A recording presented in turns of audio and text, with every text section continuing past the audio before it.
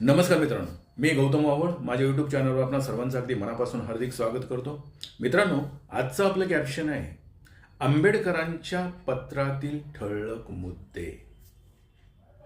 आता तुमच्या मनामध्ये नेमका प्रश्न निर्माण होईलच की आंबेडकरांचं कोणतं पत्र आणि त्यामध्ये कोणते असे ठळक मुद्दे आले की आपल्याला अशी चर्चा करावी लागते. मित्रांनो, या सर्व प्रश्नाची जर उत्तरं तुम्हाला पाहायची असतील तर हा तुम्हाला व्हिडिओ पाहायचा आहे. तर झालंय असं की देशामध्ये लोकसभा 2024च्या निवडणुकाचा रणसंग्राम आपल्याला लवकरच पाहायला मिळेल. अशी परिस्थिती असताना महाविकास आघाडी म्हणजेच काँग्रेस, शिवसेना आणि राष्ट्रवादी या पक्षांमध्ये महाराष्ट्रामध्ये असलेल्या 48 ज्या जागा आहेत, या जागांवरती अजूनही त्या 3 पक्षांमध्ये जागांचं विभाजन किंवा ज्या जागा आपल्याला हव्या आहेत त्याच्यामध्ये बोलणी व्यवस्थित होऊन अजूनही त्यांचं डिवायडेशन झालेलं नाही आहे किंवा विभागणी त्यांची झालेली नाही आहे. आणि हे जर बघितलं तर दुसऱ्या बाजूला असलेला महायुती म्हणजेच भारतीय जनता पार्टी आणि त्यांचे मित्रपक्ष यांच्यामध्ये आता त्यांची पहिली यादी डिक्लेअर झाली, दुसरी यादी ही डिक्लेअर झाली की उमेदवार कोण असतील. परंतु इकडं जर बघितलं तर महाविकास आघाडीमध्ये असलेले हे 3 पक्ष यांच्यामध्ये अजून जागा वाटपाचा तिढाच सुटलेला नाहीये. आणि हे फक्त महाविकास आघाडीमध्ये हे 3च पक्ष आहेत का, तर हे 3 पक्षच नाही तर अजून एका पक्षाची भर त्यामध्ये पडते आणि तो पक्ष म्हणजे दुसरा तिसरा कोणी नसून वंचित बहुजन आघाडी आणि त्या पक्षाचे अध्यक्ष आहेत माननीय बाळासाहेब आंबेडकर. आता हे जर बाळासाहेब आंबेडकरांचं जर बघितलं तर 2019ला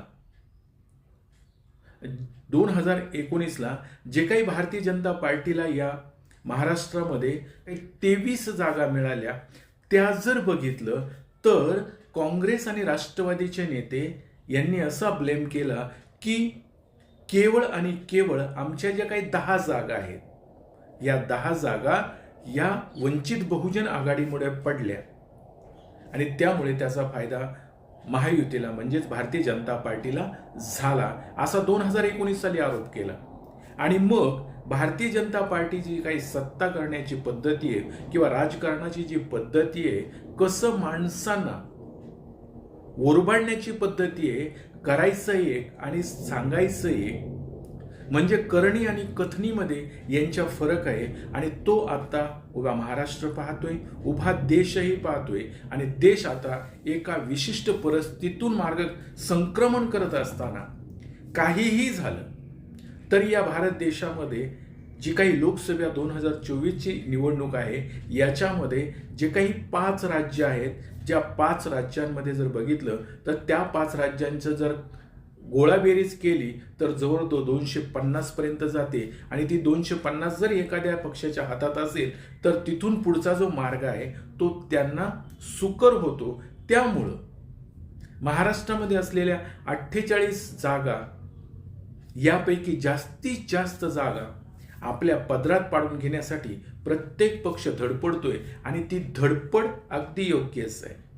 म्हणून महाविकास आघाडीला 2019चा अनुभव आहे आणि म्हणून आता कोणत्याही परिस्थितीमध्ये वंचित बहुजन आघाडी हा यामध्ये समाविष्ट झाला पाहिजे, म्हणजे त्या झालेल्या जागांचं भरपाई या ठिकाणी होईल. आणि आता जर बघितलं तर महाराष्ट्रामध्ये बाळासाहेब आंबेडकरांची किंवा वंचित बहुजन आघाडीची ताकद खूप मोठ्या प्रमाणामध्ये वाढते.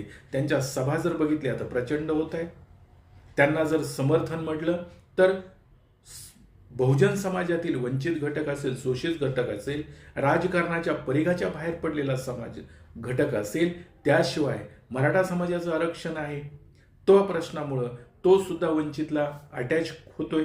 ओबीसींचा प्रश्न आहेच, इकडे मुस्लिमांचा प्रश्न आहेच.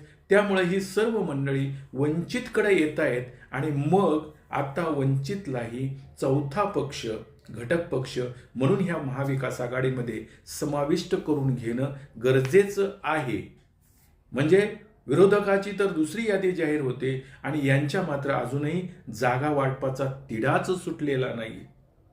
आणि बाळासाहेब आंबेडकरांनी तर सांगितलंय की ह्या 48 पैकी काँग्रेस, राष्ट्रवादी आणि शिवसेना यांच्या ज्या जागा वाटप आहे यांच्यामध्ये 10 जागा अशा आहेत की काँग्रेस आणि शिवसेना, काँग्रेसलाही त्या 10 जागा पाहिजेत आणि शिवसेनेलाही त्या 10 जागा पाहिजेत. त्यामुळे तिथे त्यांचा तिढा सुटत नाही. दुसरी जर गोष्ट बघितली तर महाराष्ट्रामध्ये अशा 5 जागा आहेत की त्या जागा काँग्रेसलाही पाहिजेत, शिवसेनेलाही पाहिजेत आणि त्या जागा राष्ट्रवादीलाही पाहिजे. म्हणजे एकूण 15 जागावर यांचा तिढा सुटलेला नाहीये. खोटं वाटतंय? ऐका बाळासाहेब काय म्हणताय. काँग्रेस यांच्यामध्ये 10 सीट्स जे आहेत मतभेद आहेत. शिवसेना उद्धव ठाकरेही मागते त्या सीट आणि काँग्रेसही मागते. त्यांचा जोपर्यंत तालमेल होत नाही तोपर्यंत तिढा सुटेल असं मी त्या ठिकाणी मानत नाहीये. दुसरं जे आहे त्या ठिकाणी 5 जागा अशा आहेत की ज्या शिवसेना उद्धव ठाकरेही मागते. 5 जागा ज्या आहेत त्या 5 जागा ज्या आहेत एनसीपी ही मागते आणि काँग्रेसही मागते. म्हणजे असं एकंदरीत 15 जागा आहेत की ज्या 15 जागेंवरती अजून यांचा तालमेल झालेला नाही. त्याच्यामुळे यांचा तालमेल होणार का याच्याकडे आमचं असणारं लक्ष आहे. तालमेल झाला तर आम्ही असणारं त्यांच्याशी बोलू शकतो. जर अशी परिस्थिती असेल म्हणजे विरोधक पूर्ण ताकदीने उतरतोय आणि तो ताकदीने उतरत असतानाच जर त्याला तिसऱ्या टर्ममध्ये जर त्या सक्सेस मिळाला किंवा जास्तीत जास्त महाराष्ट्रातून जागा मिळाल्या तर मात्र यांनी चंग बांधलाय की अबकी बार 400 पार आणि मग 400 जर जागाच्या पुढे जर यांना देशामध्ये जागा मिळाल्या, सत्ता यांच्या हातात पुन्हा जर आली तर मग आम्ही संविधानही बदलू आणि धर्माची रक्षा करण्यासाठी आम्हाला 400च्या पार आकडा करून द्या, असा ह्या भारतीय जनता पार्टीने चंग बांधला असताना इकडे मात्र महाविकास आघाडी अजूनही जागा वाटपाचा तिढा सुटत नाही यांच्यामध्ये. आणि मग हे एकत्र कधी येणार आणि एकत्र येऊन यांचा कॉमन मिनिमम प्रोग्राम कधी होणार, समविचारी पक्ष म्हणून किंवा महाराष्ट्रामध्ये फुले शाहू आंबेडकरांच्या विचारधारेचा पक्ष किंवा महाविकास आघाडी म्हणून ही माणसं समोर कधी येणार, ही गोष्ट पाहत असताना वंचित बहुजन आघाडीला वेळोवेळी या महाविकास आघाडीने 2019ला ब्लेम केला की त्यांच्यावर आरोप केला की या मंडळींनी आपल्या ज्या 10 जागा आम्ही गमावल्या, या बाळासाहेब आंबेडकरांना महाविकास आघाडीमध्ये यायचंच नव्हतं, तर त्यांची ती दुटप्पी भूमिका आहे ती भारतीय जनता पार्टीला मदत करण्याच्याच भूमिकेनं ते कधीही आपली कृती करत असतात. आणि मग असा ब्लेम आत्ता बाळासाहेबांच्याकडे वेळ आहे. बाळासाहेब तो ब्लेम कसा चुकीचा होता किंवा ते बोलणं ह्यांची जी विचारधारा आहे ती कशी चुकीची होती हे पुरेपूर महाराष्ट्राला दाखवण्याचा प्रयत्न करतायत. आणि वेळोवेळी यांच्या ज्या बैठका होत आहेत ह्या बैठकांना सुद्धा बाळासाहेब आम्हाला निमंत्रण देत नाहीत आणि डायरेक्ट मीडियामध्ये सांगतायत की आम्हाला निमंत्रण दिलं जात नाही. जागा वाटपाचा तिढा अजून सुटत नाहीये आणि हिरहिरीनं भाग घेऊन पुढे येत आहेत की काहीही झालं तरी महाविकास आघाडीमध्ये वंचितला सामावून घ्या आणि सन्मानाने त्यांना जागा द्या, तुमच्या बरोबर त्यांना समानता द्या, बांधिलकी द्या, म्हणजे चारही पक्षाचा कॉमन मिनिमम प्रोग्राम होईल आणि तो होऊन आपल्याला लोकांसमोर निवडणुकासाठी सामोरे जाता येईल. आणि जो काही आता फॅसिझम आहे देशामध्ये, महाराष्ट्रामध्ये एकाधिकारशाही चालली, हुकुमशाही चालली आणि देश जर हुकुमशाहीच्या दिशेनं जाणारा जर थांबवायचा असेल, वाचवायचं असेल, संविधान बदलण्याची भाषा करणाऱ्यांना घरी बसवायचं असेल तर मग मात्र काहीही झालं तरी महाविकास आघाडीने समोपचाराने हे घेऊन जागा वाटपाचा तिढाही सोडवून एकत्र येऊन आपल्याला निवडणुकाला सामोरे जावं लागणार आहे अशी भूमिका बाळासाहेब घेत आहेत. म्हणून नाविलाजाने बाळासाहेब आंबेडकरांनी एक पत्र 10 मार्च 2024ला काँग्रेसचे अध्यक्ष मल्लिकार्जुन खरगे यांना लिहिलं पत्र आणि त्या पत्रामध्ये त्यांनी काही जे मुद्दे मांडले ते मुद्दे म्हणजेच आंबेडकरांच्या पत्रातील ठळक मुद्दे. आणि ते मुद्दे काय आहेत? बाळासाहेब आंबेडकरांनी हे सुद्धा सांगितलं की महाराष्ट्राचे प्रभारी काँग्रेसचे रमेश चेन्नीथला यांना सुद्धा बाळासाहेबांनी फोन करून जी परिस्थिती आहे ही चर्चा केली त्यांच्याबरोबर, आणि त्यांचं काय मत आहे ते सुद्धा त्यांनी जाणून घेण्याचा प्रयत्न केला. आणि तो सर्व उल्लेख बाळासाहेब आंबेडकरांनी खरगेंना जे पत्र लिहिलं त्याच्यामध्ये मांडला आहे. आणि मित्रांनो, मग हे ठळक मुद्दे नेमके काय आहेत? म्हणून आजचं आपण कॅप्शन दिलं होतं आंबेडकरांच्या पत्रातील ठळक मुद्दे. तर ते ठळक मुद्दे नेमके काय आहेत? पहिला मुद्दा जो आहे तो राज्यातील लोकसभा जागाच्या वादावर लवकर तोडगा काढा. म्हणजे काँग्रेस, राष्ट्रवादी आणि शिवसेना यांच्यामध्ये जो काही जागा वाटपाचा तिढा निर्माण झालाय, काँग्रेस पक्षाने पुढाकार घेऊन मल्लिकार्जुन खरगेंना सांगतायत की तुम्ही लवकरात लवकर यावर तोडगा काढा. बाळासाहेब ही त्यांना पत्राद्वारे विनंती करतायत. मुद्दा क्रमांक 2, काँग्रेसचे प्रभारी, महाराष्ट्र प्रभारी श्री रमेश चेन्नीथला यांना प्रकाश आंबेडकर यांनी फोन केला आणि यावेळी चेन्नीथला यांनी शिवसेना उद्धव ठाकरे लोकसभेच्या 18 जागांसाठी आग्रही असल्याचं सांगितलंय. आणि त्याच्यावर त्यांनी नाराजीही व्यक्त केली की परिस्थिती अशी असताना यामध्ये जागा वाटपावर किंवा मला जास्त जागा मिळाव्यात असं आग्रह धरणं किंवा अडून बसणं हे योग्य नाहीये. कारण आत्ताची परिस्थिती आपल्याला भारतीय जनता पार्टीला नामोहरण करण्यासाठी आहे, पराजित करण्याची आहे. इथे चारही पक्षांमध्ये जर समजा जागा वाटप कमी जास्त थोडंफार असेल तरी ॲडजस्टमेंट करणं खूप गरजेचं आहे. आणि सगळ्यांना जे काही जागा मिळून येतील त्या कुठल्याही पद्धतीमध्ये सारे लोकांना ज्या जागा मिळतील त्या सर्वच्या सर्व कशा निवडून येतील हे बघणं गरजेचं आहे.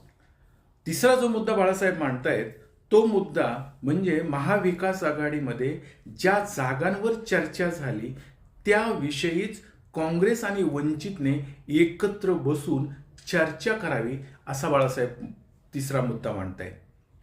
कारण जर त्या 3 पक्षांमध्ये म्हणजे शिवसेना, काँग्रेस आणि राष्ट्रवादी यांच्यामध्ये जर आता सामंजस्य होत नसेल किंवा तिढा सुटत नसेल जागा वाटपाचा, तर त्या कोणत्या जागा आहेत की त्या जागावर काँग्रेस आणि वंचितने एकत्र येऊन ह्याच्यावर चर्चा केली तरी चालेल असं बाळासाहेबांना या ठिकाणी सुचवायचंय.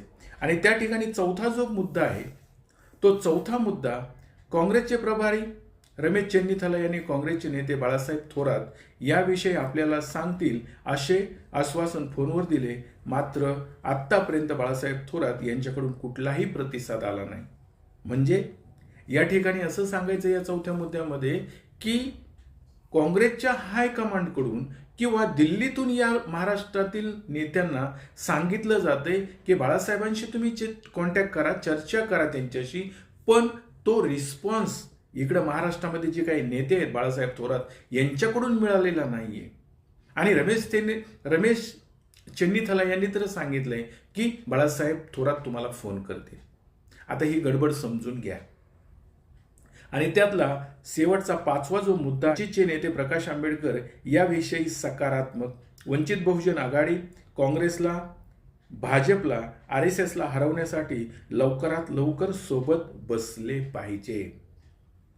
बाळासाहेब आंबेडकरांचं असं मत आहे की काहीही झालं तरी चालेल, जागा कमी जास्त आल्या तरी चालतील, तो मुद्दाच नाही. या ठिकाणी आपलं जे काही लक्ष, आपलं जे टार्गेट आहे ते भारतीय जनता पार्टीला हरवण्याचं आहे. त्यामुळं महाविकास आघाडीमध्ये जर असा घोळ चालू असेल आणि विरोधक मात्र आता दुसरी तिसरी यादी डिक्लेअर करतोय, त्यामुळं काँग्रेसने आता पुढाकार घेऊन या जागा वाटपाचा तिढा सोडवला पाहिजे आणि आपल्याला कोणत्याही परिस्थितीमध्ये लोकांच्या समोर गेलं पाहिजे. त्यासाठी कॉमन मिनिमम प्रोग्राम सुद्धा तयार झाला पाहिजे असं बाळासाहेब याचा पुढाकार घेत आहेत. आणि कारण की भारतीय जनता पार्टीने संविधान बदलण्याची भाषा केली आणि ते संविधान बदलणाऱ्या माणसांना लोकसभेपर्यंत आम्ही पोहोचूच देणार नाही असा बाळासाहेबांनी पण केलाय. आणि म्हणून बाळासाहेब आंबेडकर एक पाऊल पुढे येत आहेत. आणि या काँग्रेस असेल, राष्ट्रवादी असेल, शिवसेना असेल, या सगळ्यांना विनंती करतायत की लवकरात लवकर ह्या जागा वाटपाचा तिढा सोडून आपल्याला एकत्र आलं पाहिजे. मित्रांनो, आज एवढंच. बाळासाहेबांची भूमिका योग्य आहे का 2019चा अनुभव असल्यामुळं बाळासाहेब एक पाऊल पुढे येत आहेत, हे योग्य की अयोग्य? तुमच्या मनामध्ये काय आहे? तुम्हाला काय वाटतं ते मात्र कॉमेंट्स बॉक्समध्ये लिहायला विसरू नका. आज एवढंच. मात्र पुढचा नवा आशय, नवा विषय, नवे विचार ऐकायला विसरू नका. एवढं बोलतो आणि थांबतो. धन्यवाद.